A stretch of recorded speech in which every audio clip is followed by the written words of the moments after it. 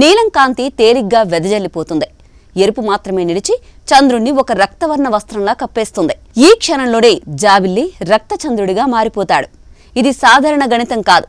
భూమి ఆకాశాల మధ్య ఓ అందమైన పాటలా ఆవిష్కృతమయ్యే ఒక సజీవ దృశ్యం.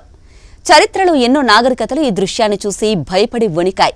మరికొన్ని సమాజాలు దీన్ని దైవ సూచనగా భావించాయి. కానీ నేటి శాస్త్రయుగంలో మనం దీన్ని విశ్వం ప్రసాదించిన అద్భుత సౌందర్యంగా ఆస్వాదిస్తున్నాం. ఆకాశంలో ఎర్రగా మెరిసే చంద్రుడు మన హృదయాలను మాయలోకి నెట్టేస్తాడు. మన కళ్ళను విశ్వపు అద్భుత నాటక రంగంలో ముంచేస్తాడు. ఆ రాత్రి ఆకాశం ఒక రంగస్థలం, భూమి ఒక కళాకారుడు, చంద్రుడు ఒక ప్రధాన పాత్రధారి, సూర్యుడు ఒక ఆత్మస్వరూపమైన కాంతి. ఈ నాటకంలో ప్రేక్షకులం మనమే. గగనాన్ని చూస్తూ ఆశ్చర్యం వ్యక్తం చేసే మానవులం కూడా మనమే.